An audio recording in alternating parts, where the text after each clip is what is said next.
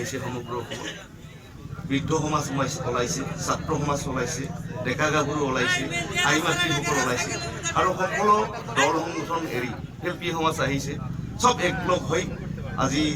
সমগ্ৰ অসম আন্দোলনত ভৰি পৰিছে এটাই কাৰণ কাখন আমাক নালাগে কাৰণ এই আইনখন যদি অসমীয়াত দিয়া হয় জাপি দিয়া হয় তেতিয়াহ'লে সমগ্ৰ অসমৰ তথা অসমীয়াৰ ভাষা আৰু সংস্কৃতিত আঘাত হ'ব আৰু এটা জাতিৰ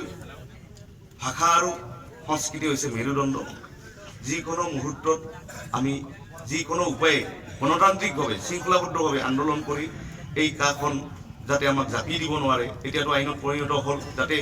আমি হাইকোৰ্টত গৈ হ'লেও ন্যায়ালয়ত গৈ হৈ যাতে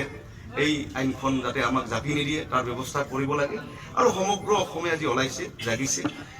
যিকোনো উপায়ে মানে এইখিনি কৈছোঁ যিকোনো গণতান্ত্ৰিক আন্দোলনৰ উপায়েৰে শৃংখলাবদ্ধভাৱে আমি আন্দোলন কৰি এই কাখন বাতিল কৰিবলৈ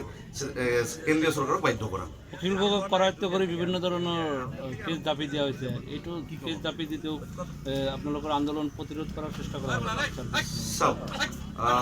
অখিল গগৈ ডাঙৰীয়াক আজি বুলি নহয় বাৰ বাৰ গ্ৰেপ্তাৰ কৰে আৰু আমি দেখিছোঁ কৃষক মুক্তিৰ অখিল গগৈকে আদি কৰি 7-8জন নেতাক গ্ৰেপ্তাৰ কৰিছে এইটো হৈছে আইনী প্ৰক্ৰিয়া এটা সময়ত ওলাব